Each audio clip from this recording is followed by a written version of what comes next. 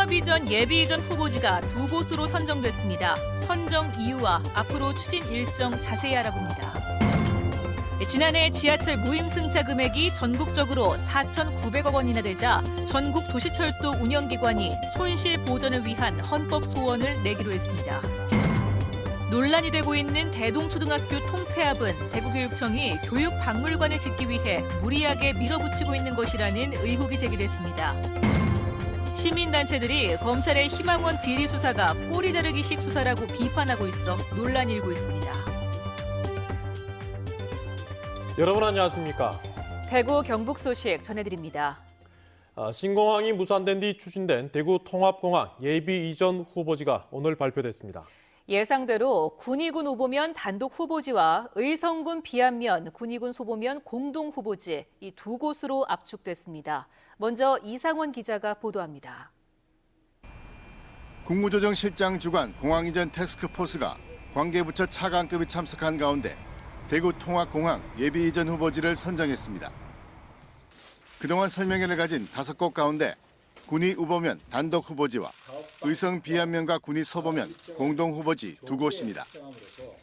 자치단체의 적극적인 유치 의지와 접근성이 좋은 평가를 받은 것으로 보입니다. 군위 우보면은 접근성 면에서 가장 앞선 후보지로 대구 경북 인구 분포의 중심에서 20km밖에 떨어져 있지 않습니다. 2020년 대구 순환고속도로 다사 외관 광역도로가 완공되면 대구에서 승용차로 34분에서 50분 정도면 갈 수 있습니다.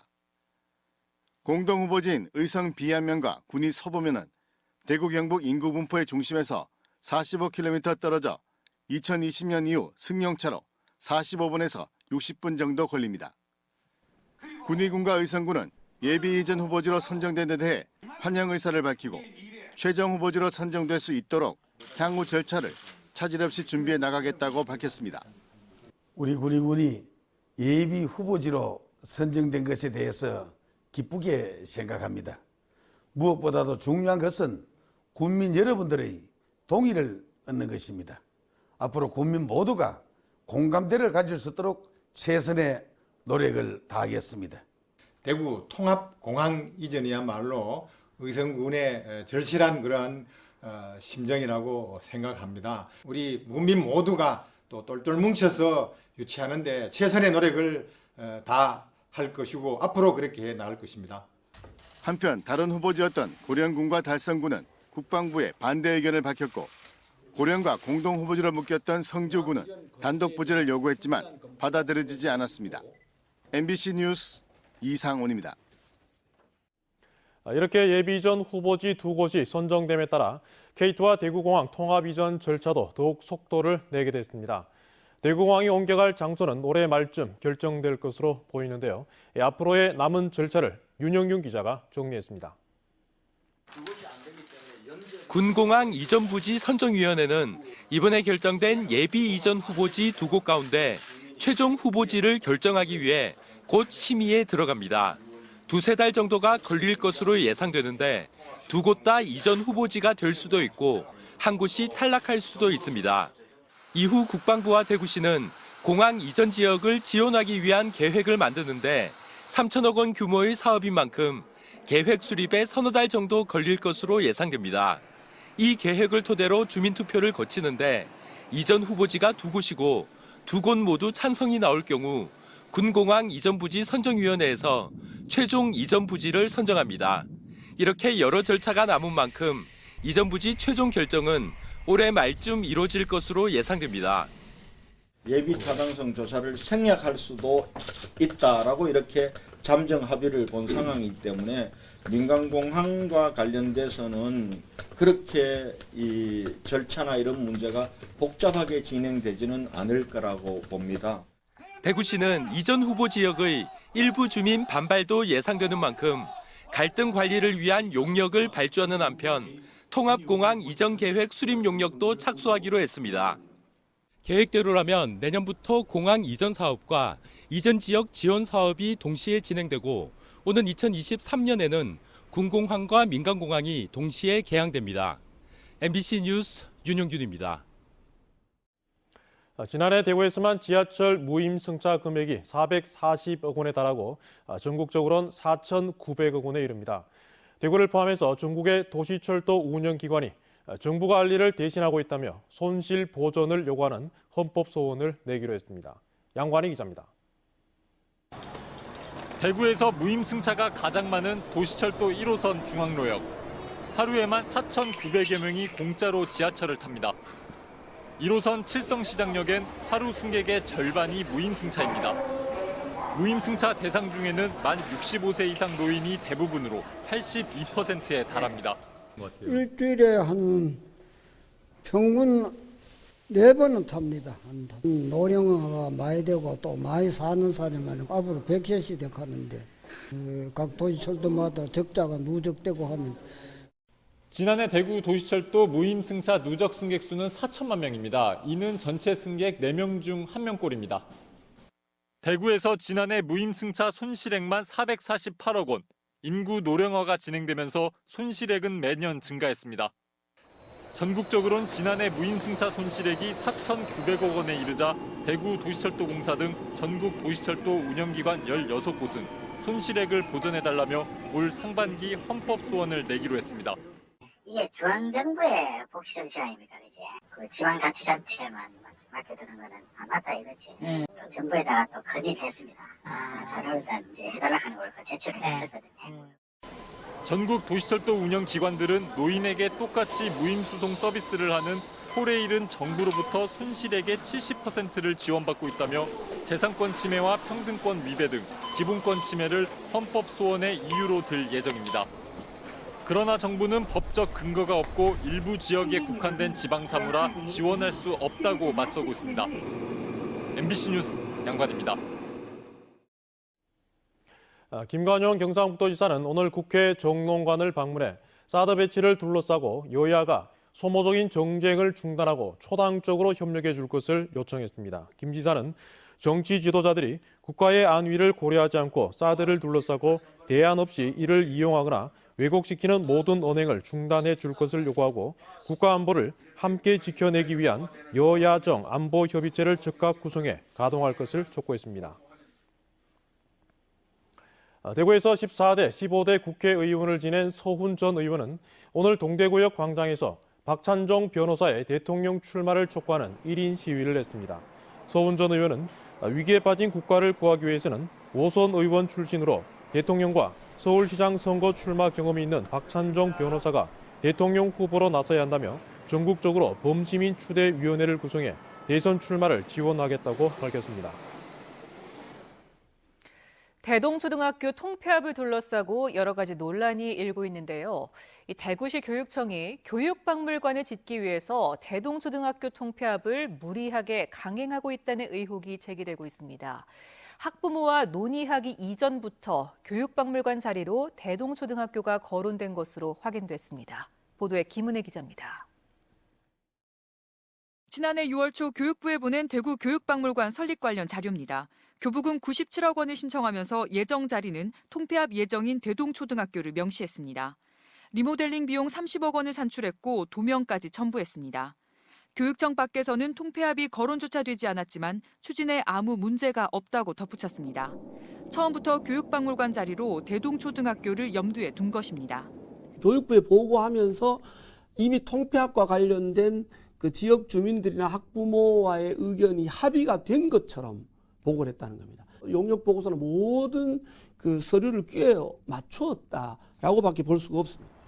대구시 교육청은 교부금을 확보하기 위한 차원이었을 뿐 당시 대동초로 확정한 것은 아니라고 해명했습니다. 어차피 시력하면 돈이 필요하기 때문에 돈을 요구하기 위해서는 어느 학교를 하더라도 뭐 어차피 그 산정을 해야 되기 때문에 그래서 대동을 했는 기고 그 당시에 뭐 대동한다는 게 아니고. 이렇게 교부금 97억 원을 확보한 대구시 교육청은 지난해 8월 뒤늦게 교육박물관 건립 타당성 용역을 추진했고 12월에 대동초가 가장 적합하다는 용역 결과를 내놓았습니다. 내부적으로 정한 교육박물관 최적지에 끼워 맞추기식 타당성 용역까지 드러나며 대구시 교육청이 교육박물관을 세우기 위해 무리하게 학교 통폐합을 추진하고 있다는 의혹을 받고 있습니다. MBC 뉴스 김은혜입니다. 경북 지역 고등학교에서 체벌과 강제학습 등 학생 인권 침해가 사라지지 않고 있습니다. 고등학교를 갓 졸업한 학생들이 오늘 학교에 다니며 경험한 인권 침해 실태를 폭로했습니다. 이규설 기자입니다. 한 시민단체가 경북교육청 앞에서 진행한 기자회견 현장입니다. 며칠 전 고등학교를 졸업한 학생 2명이 학교에서 벌어진 인권 침해 실태에 대해 진술했습니다. 효자손, 장구채 등등 가지 각색의 도구들로 학생들을 체벌했습니다. 작년에 저희 학년 학생 중 한 명은 선생님에게 목을 졸리고 벽에 밀쳐지기까지 했지만 학교 측에서는 아무런 처치도 해주지 않았습니다. 공휴일조차 자습을 하러 나온 친구들은 자습 도중 학교 밖으로 나갔고 다음날 나간 학생들은 모두 학교에 엎드려 뻗친 상태로 복도에 엎드려 뻗친 상태로 담임 선생님께 걷어차였습니다. 야간 자율학습과 방과 후 보충 수업을 강제하고 예체능 실기 준비로 자습을 빠지는 학생에게 폭언을 했다는 주장도 제기됐습니다. 생기기 위해 불이익을 주겠다. 너는 단체 생활을 할 줄 모르는 사회 부적응자의 불성실한 학생이며 선생님을 곤란하게 하는 나쁜 사람이다.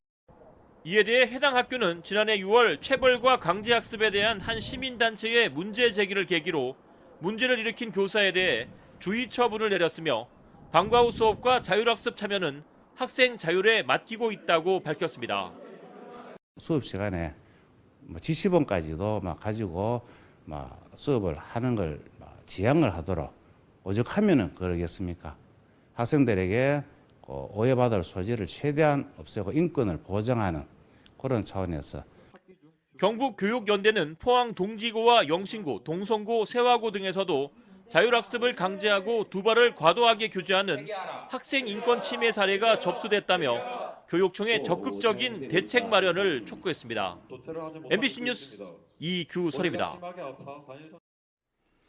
역사 국정교과서 연구학교 신청을 한 구미 오산고등학교가 오늘 학생들이 신청 철회 시위를 하는 등 논란 끝에 연구학교 신청을 철회했습니다. 이에 따라 경북교육청은 영주 경북항공고와 경산 문명고 등 2개 학교가 제출한 서류 등을 심의해 내일까지 교육부에 통보하기로 했습니다. 전교조 경북지부는 이들 학교들이 학교 운영위원회를 열지 않는 등 절차상 문제로 신청 자체가 무효라고 주장했습니다. 학업을 중단하거나 학교를 다니지 않는 청소년들을 위한 대구 청소년 창의센터가 대구시 봉덕동에 문을 열고 앞으로 청소년들에게 진로 상담과 직업의식 교육, 단기 체험 활동 등 다양한 직업 세계를 체험하도록 하고 창업 지원까지 해줄 계획입니다. 대구시 학교 밖 청소년 지원센터인 꿈드림도 대구 청소년 창의센터 1층으로 이전해 학교 밖 청소년의 학업 복귀와 사회 진출에 도움이 될 것으로 기대됩니다. 대구시립희망원의 인권 유린과 비리를 수사한 검찰이 이례적으로 현역 신부를 구속 기소하는 등 적지 않은 성과를 냈습니다. 하지만 시민사회단체들은 꼬리 자르기식 수사라고 비판하고 있어 논란이 계속되고 있습니다. 도성진 기자가 보도합니다. 대구시립희망원과 대구정신병원에서 조성된 비자금 수억 원이 천주교 대구대교구의 3억 공제회로 흘러들어간 사실이 검찰 수사에서 확인됐습니다. 대구대교구 고위 관계자 명의의 계좌로 돈이 입금된 사실도 확인됐습니다. 하지만 대구지방검찰청은 이 계좌가 비자금 관리 차원에서 만들어진 것이지 개인 계좌는 아니라고 보고 있습니다. 비자금이 공적인 용도로 사용된 데다 개인적으로 사용된 것이 없기 때문에 횡령 등의 죄가 성립되지 않는다는 것이 검찰의 시각입니다. 병원 운영비 등으로 사용이 되었고 또 얼마 그중에 또 한 반 정도는 지금 현금으로 그대로 남아 있습니다. 그냥 그 계좌에. 그래서 그 부분은 개인적인 용도로 사용된 부분이 확인된 것은 전혀 없습니다. 하지만 시민사회단체들은 비자금 조성 과정과 사용처 등이 명확하게 밝혀지지 않았는데도 검찰이 개인 비리 사건으로 축소하려 한다면서 조한길 대구구 천주교회 유지재단 이사장의 수사를 촉구했습니다. 3억 공제에는 부동산이나 주식 투자 등 전체의 교구의 비자금을 관리하는 자금처라는 좀 의혹이 제기되고 있기 때문에 그러나 검찰은 3억 공제 회의 수사 확대는 뚜렷한 범죄 혐의가 없는 이상 힘들다는 입장을 보이고 있습니다.